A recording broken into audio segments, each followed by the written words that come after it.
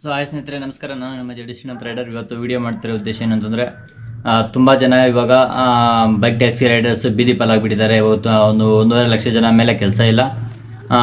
ಹಂಗೆ ಅದೇ ರೀತಿ ಮತ್ತು ಇವಾಗ ಪಬ್ಲಿಕ್ ಕೂಡ ತುಂಬ ಸಫರ್ ಆಗ್ತಾ ಇದ್ದಾರೆ. ಇವಾಗ 30 ರೂಪಾಯಿ, 40 ರೂಪಾಯಿ, 45 ರೂಪಾಯಿ ಇರೋ ರೈಡು ಇವಾಗ 100 ರುಪೀಸ್ವರೆಗೂ ರೀಚ್ ಆಗಿದೆ.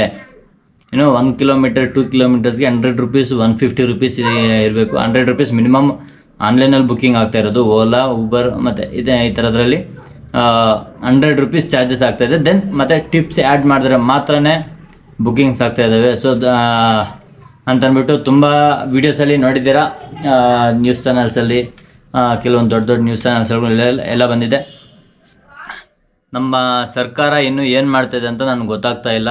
ಬೈಕ್ ಟ್ಯಾಕ್ಸಿ ಸ್ಟಾಪ್ ಮಾಡಿ ಲಕ್ಷಾಂತರ ಜನ ಕೆಲಸಕ್ಕೆ ಕಳ್ಕೊಂತು. ಮತ್ತು ಪಬ್ಲಿಕ್ಕಲ್ಲಿ ತುಂಬ ಜನಕ್ಕೆ ತೊಂದರೆ ಆಗ್ತಾಯಿದೆ.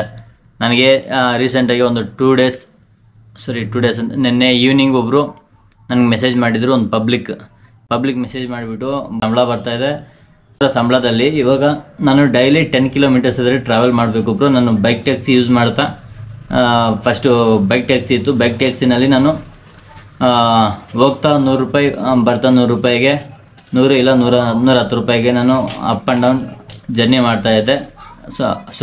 ಅಪ್ ಆ್ಯಂಡ್ ಡೌನ್ ಅಂದರೆ 200, 220, 240 ರುಪೀಸ್ ಒಳಗಡೆ ನಾನು daily up and down travel ಮಾಡ್ತಾಯಿದ್ದೆ. ಇವಾಗ ನನಗೇನಾಗ್ಬಿಟ್ಟಿದೆ ಅಂತಂದರೆ, ನನಗೆ ಬರೋ ಸಂಬಳ 20,000. ಅದರಲ್ಲಿ ಇವಾಗ ನಾನು 10 ಕಿಲೋಮೀಟರ್ ಟ್ರಾವೆಲ್ ಮಾಡಬೇಕಂದ್ರೆ 1 ಟೈಮ್ಗೆ 300 ನನಗೆ ಬೇಕಾಗ್ತದೆ. 1 ಟೈಮಿಗೆ 300 ಮತ್ತು 2 ಟೈಮ್ಸ್ಗೆ ಬಂದುಬಿಟ್ಟು 600 ರುಪೀಸ್ ಬೇಕಾಗ್ತಾಯಿದೆ ನನಗೆ.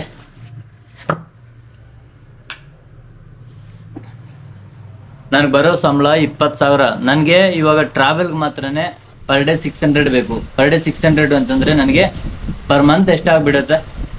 18,000 ಎದುರಿಗೆ ಆಗಿಬಿಡುತ್ತೆ ಬ್ರೋ. ನನ್ನ ಮನೆಗೆ ಏನು ಕೊಡಬೇಕು? ನಾನು ಮುಂದೆ ನನ್ನ ಜೀವನ ಏನು ಮಾಡಬೇಕು? ನನಗೆ ಏನು ಮಾಡಬೇಕು ಅಂತ ಗೊತ್ತಾಗ್ತಾ ಇಲ್ಲ. ನನಗೆ ಫಸ್ಟ್ ಆಗ್ತಾಯಿತ್ತು ಎಷ್ಟು, 6,000 ಆಗ್ತಾಯಿತ್ತು. ಟ್ರಾವೆಲ್ ಮಾಡೋದಕ್ಕೆ 6,000 ಆಗ್ತಾಯಿತ್ತು. ಹೋಗ್ತಾ 120, ಬರ್ತಾ 120, 100, 120 ಹಂಗೆ ಆ ಥರ ಆಗ್ತಾಯಿತ್ತು. ಇವಾಗ ನನಗೆ ಹೋಗ್ಬೇಕಂದ್ರೆ 300, ಬರಬೇಕಂದ್ರೆ 300 ಆಗ್ತಾಯಿದೆ, ಓನ್ಲಿ 10 ಕಿಲೋಮೀಟರ್ಸ್ಗೆ. ಸೊ ನನಗೆ ಈ ಥರ ತುಂಬ ತೊಂದರೆ ಆಗಿಬಿಡ್ತಾ ಇದೆ. ಮುಂದೆ ಏನು ಮಾಡಬೇಕು ಅಂತ ಗೊತ್ತಾಗ್ತಾ ಇಲ್ಲ. ಇವಾಗ ಇದೇ ಕಂಟಿನ್ಯೂ ಆಗಿಬಿಟ್ರೆ ನನಗೆ PG ರೆಂಟ್ ಕಟ್ಕೊಳ್ಳೋಕ್ಕೂ ಆಗೋಲ್ಲ. ನನಗೆ ಮನೆಗೆ ದುಡ್ಡು ಕಳಿಸ್ಕೊಡೋದಕ್ಕೂ ಆಗಲ್ಲ. ನಾನು ಊಟ ಮಾಡಬೇಕು ಅಂದ್ರೂ ತುಂಬ ತೊಂದರೆ ಆಗ್ತಾ ಇದೆ ನನಗೆ. ಹತ್ರದಲ್ಲಿ ಏನಾದರೂ ಮನೆಗಳು ನೋಡ್ಕೊಳ್ಳೋಣ ಅಂತಂದರೆ ಬಾಡಿಗೆಗಳು ಜಾಸ್ತಿ ಇರ್ತವೆ. ಇಲ್ಲ PGಗಳು ನೋಡ್ಕೋಬೇಕು ಅಂತಂದ್ರೂ ಕೂಡ ನನಗೆ PGಗಳಲ್ಲಿ ಹೇಳ್ತಾರೆ 10,000, 8,000 ಆ ಥರ ನಮಗೆ PGಗಳಲ್ಲಿ ಹೇಳ್ತಾರೆ. ನಾವು ಎಲ್ಲಿ ಸ್ಟೇ ಮಾಡಬೇಕು? ಏನೋ ಸಣ್ಣ ಪುಟ್ಟ ಯಾವುದೋ ಒಂದು ಸ್ವಲ್ಪ ಸಣ್ಣ PGನಲ್ಲಿ ನೋಡ್ಕೊಂಡಿದ್ದೀನಿ. ಆದರೆ ಇವಾಗ ನಾನು ಡೈಲಿ 10 ಕಿಲೋಮೀಟರ್ಸ್ ಆದರೆ ಟ್ರಾವೆಲ್ ಮಾಡಬೇಕು. 10 ಕಿಲೋಮೀಟರ್ಸ್ ಟ್ರಾವೆಲ್ ಮಾಡೋದಕ್ಕೆ ನನಗೆ ಇಷ್ಟು ಪ್ರೈಸ್ ಆಗಿಬಿಟ್ರೆ, ಸೊ ನನ್ನ ಜೀವನ ಏನು ಮಾಡಬೇಕು ಅಂತ ಅಂದ್ಬಿಟ್ಟು ಪಬ್ಲಿಕ್ಕಲ್ಲಿ ತುಂಬ ಸಫರ್ ಆಗ್ತಾ ಇದ್ದಾರೆ. ಇವಾಗ 30 ಇಂದ 40 ರುಪೀಸ್ ಇರೋ ರೈಡ್ಸು ಒಂದೇಕ್ಕಿಂತ 100 ರುಪೀಸ್ ಆಗಿಬಿಟ್ಟಿದೆ. ಸೊ ಇದೇ ಥರ ಮುಂದೆ ಹೋದರೆ ಏನು ಮಾಡಬೇಕು? ಪಬ್ಲಿಕ್ ಎಲ್ಲ ಇನ್ನು ಲಾಸ್ಟ್ಗೆ ಭಿಕ್ಷೆ ಬೇಡ ಪರಿಸ್ಥಿತಿ ಆಗಿಬಿಡುತ್ತದೆ. ದುಡ್ಡೆಲ್ಲ ಖಾಲಿ ಆಗಿಬಿಟ್ರೆ, ಸಂಬಳಗಳು ಬೇರೆ ಅಷ್ಟಷ್ಟು ಮಾತ್ರನೇ ಅಂತ ಅಂದ್ಬಿಟ್ಟು ಪಬ್ಲಿಕ್ ತುಂಬ ಜನ ನನಗೆ ಕೇಳಿದ್ದಾರೆ. ಅಷ್ಟೇ ಅಲ್ಲ, ಇವಾಗ ಬೈಕ್ ಟ್ಯಾಕ್ಸಿ ರೈಡರ್ಸ್ಗೆ 1.5 ಲಕ್ಷ ಜನ ಕೆಲಸ ಹೋಯ್ತು. ಇವಾಗ ಒಂದಕ್ಕಿಂತ ಬೀದಿ ಪಾಲಾಗ್ಬಿಟ್ಟಿದ್ದಾರೆ. ನಮ್ಮ ಸರ್ಕಾರ ಕೇಳ್ಕೊಳ್ಳೋದು ಇಷ್ಟೇ, ದಯವಿಟ್ಟು ತೊಂದರೆ ಕೊಡೋಕೆ ಹೋಗ್ಬೇಡಿ. ಆದಷ್ಟು ಬೇಗ ಬೈಕ್ ಟ್ಯಾಕ್ಸಿನ ಪುನಃ ವಾಪಸ್ ತಗೊಂಡು ಬನ್ನಿ. ಓಕೆ, ಇಲ್ಲಿಗಲ್ ಅಂತ ಅಂದ್ಬಿಟ್ಟು ಅಂತೀರಾ, ಆದರೆ ಇವಾಗ ಏನು ಕಾನೂನ್ಸ್ ಏನಿದೆಯೋ, ಲೈಕ್ ಎಲ್ಲೋ ಬೋರ್ಡ್ ಆಗಲಿ, ಯೂನಿಫಾರ್ಮ್ ಆಗಲಿ, ಇಲ್ಲ ಬೇರೆ ಏನಾದರೂ ಸಾರಿಗೆದಲ್ಲಿ ನೀವು ಏನಾದರೆ ರೂಲ್ಸ್ ಇಡಬೇಕು ಅಂದ್ಕೊಂಡಿದ್ದೀರೋ ಆ ರೂಲ್ಸ್ನ ಇಟ್ಬಿಟ್ಟು ದಯವಿಟ್ಟು ಆದಷ್ಟು ಬೇಗ ಬೈಕ್ ಟ್ಯಾಕ್ಸಿನ ತಗೊಂಡು ಬಂದರೆ ತುಂಬ ಒಳ್ಳೆಯದು. ನಮ್ಗೆ ಮಾತ್ರನೇ ಅಲ್ಲ, ಪಬ್ಲಿಕ್ ಕೂಡ ತುಂಬ ಒಳ್ಳೆಯದು. ಯಾರಾದರೂ ಇವಾಗ ಎಮರ್ಜೆನ್ಸಿ ಒಂದು ರೈಲ್ವೆ ಸ್ಟೇಷನ್ಗೆ ಹೋಗ್ಬೇಕು ಅಂತಂದರೆ ತುಂಬ ತೊಂದರೆ ಆಗ್ತಾ ಇದೆ. ಟ್ರಾಫಿಕ್ಕಿಂದ ಬೇಗ ಹೋಗೋಕ್ಕಾಗಲ್ಲ. ಹಾಗಂತ ಬೈಕ್ ಟ್ಯಾಕ್ಸಿ ರೈಡರ್ಸ್ ಎಲ್ಲ ಫುಟ್ಪಾತ್ ಮೇಲೆ ಡ್ರೈವ್ ಮಾಡ್ತಾರೆ ಅಂತಲ್ಲ. ಏನೋ ಒಂದು ಸೈಡಲ್ಲಿ ಅಷ್ಟೋ ಒಂದು ಸ್ವಲ್ಪ ಪ್ಲೇಸ್ ಇರುತ್ತೆ, ಸ್ವಲ್ಪ ಮುಂದೆ ಹೋಗ್ಬಿಡ್ತೀರಿ ಅಷ್ಟೇ. ಬಿಟ್ಟರೆ ಫುಟ್ಪಾತ್ ಮೇಲೆ ರ್ಯಾಶ್ ಡ್ರೈವಿಂಗ್ ಈ ಥರ ತುಂಬ ಜನ ಅಂದ್ಕೊಳ್ಳೋದು ಇದೇನೆ. ಫುಟ್ಪಾತ್ ಮೇಲೆ ಹೋಗ್ಬಿಡ್ತಾರೆ, ಅಲ್ಲಿ ಹೋಗ್ತಾರೆ, ಇಲ್ಲಿ ಹೋಗ್ತಾರೆ ಅಂತ ಅಂದ್ಬಿಟ್ಟು ಎಲ್ಲೂ ಹೋಗ್ತಾ ಇಲ್ಲ. ಏನಂದ್ರೆ ಇವಾಗ 1-2 ಕಾರ್ಗಳು ಇಲ್ಲ 1-2 ಲಾರಿಗಳಿದ್ರೆ ಅದರ ಪಕ್ಕದಲ್ಲಿ ಒಂದು ಸ್ವಲ್ಪ ಇಷ್ಟು ಗ್ಯಾಪ್ ಇರುತ್ತೆ.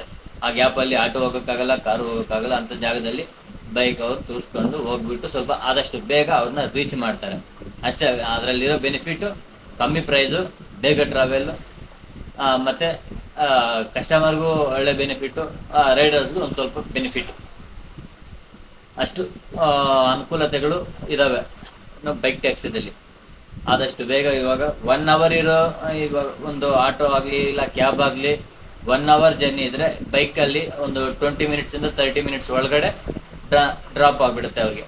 ಸೊ ಈ ಥರ ಇಷ್ಟೊಂದು ಬೆನಿಫಿಟ್ಸ್ ಇರೋ ಬೈಕ್ ಟ್ಯಾಕ್ಸಿನ ಯಾಕೆ ಸ್ಟಾಪ್ ಮಾಡಿದ್ರಿ ಅಂತ ಗೊತ್ತಾಗ್ತಾ ಇಲ್ಲ ನಮಗೆ. ಓಕೆ, ಇವಾಗ ಏನು ಆದರೆ ಇವಾಗೇನೋ ಬ್ಯಾನ್ ಮಾಡಿದ್ದೀರಾ, ಇವಾಗ ಓಕೆ ಒಪ್ಕೊಳ್ಳೋಣ. ಆದರೆ ಆದಷ್ಟು ಬೇಗ ದಯವಿಟ್ಟು ಬೈಕ್ ಟ್ಯಾಕ್ಸಿನ ಪುನಃ ವಾಪಸ್ ತಗೊಂಡು ಬನ್ನಿ. ಈ ವಿಡಿಯೋ ನೋಡಿಬಿಟ್ಟು ಕೆಲವೊಂದು ಜನ ಕೆಟ್ಟ ಕಾಮೆಂಟ್ಗಳೆಲ್ಲ ಹಾಕ್ತಾರೆ, ಅದು ಇದು ಬೇರೆ ಕೆಲಸ ಮಾಡು ಅಂತ ಅಂದ್ಬಿಟ್ಟು ಬೇರೆ ಕೆಲಸಗಳು ಮಾಡಿದ್ರೆ. ಇವಾಗ ಸ್ವಿಗ್ಗಿ ಮಾಡೋಣ ಅಂತಂದರೆ ಪ್ರತಿಯೊಬ್ಬರು ಸ್ವಿಗ್ಗಿಗೆ ಇಳಿದುಬಿಟ್ಟವ್ರೆ. ಆರ್ಡರ್ಸ್ ಅನ್ನೋದೇ ಇಲ್ಲ. ಪರ್ ಡೇ ಎಷ್ಟು ಬೆಳಗ್ಗೆಯಿಂದ ರಾತ್ರಿ ತನಕ ಅದು ಒದ್ದಾಡಿ ಸತ್ರು ಕೂಡ ಅವ್ನಿಗೆ ಆಗ್ತಾ ಇರೋದು 600ರಿಂದ 700 ಆಗೋದು ತುಂಬ ಕಷ್ಟ ಆಗ್ತಿದೆ. 700 ರೂಪಾಯಿ ಆಗಿದೆ ಅಂತಂದರೆ ಅದರಲ್ಲಿ ಪೆಟ್ರೋಲ್ಗೆ 200ರಿಂದ 250 ಹೋಗ್ಬಿಡುತ್ತೆ. ಅವ್ನಿಗೆ ಊಟಕ್ಕೆ ಒಂದು ಸರಿ ಹಂಗೆ ಹಿಂಗೆ ಅಡ್ಜಸ್ಟ್ ಮಾಡಿಕೊಂಡು 2 ಹೊತ್ತು ಮಾತ್ರ ಊಟ ಮಾಡಿಕೊಂಡ್ರು ಕೂಡ ಅವನಿಗೆ ಊಟಕ್ಕೊಂದು 100 ರೂಪೀಸ್ ಹೋಗುತ್ತೆ. ಇದೊಂದು 200 ರೂಪಾಯಿ, ಅದೊಂದು 300 ರೂಪಾಯಿ ಹೋಗ್ಬಿಟ್ರೆ ಅವನಿಗೆ ಉಳಿಯೋದೆಷ್ಟು 400 ರೂಪಾಯಿ ಉಳಿತಾ ಇದೆ. ಏನೋ ಒಂದು ಸ್ವಿಗ್ಗಿ ಝೊಮ್ಯಾಟೊ ರೈಡರ್ಸ್ಗೆ. ಎಲ್ಲರ ಹತ್ರನೂ ಎಲೆಕ್ಟ್ರಿಕ್ ವೆಹಿಕಲ್ಸ್ ಇದ್ದಾರೆ, ತುಂಬ ಜನ ಹತ್ರ ಪೆಟ್ರೋಲ್ ವೆಹಿಕಲ್ಸ್ ಜಾಸ್ತಿ ಇರೋದು.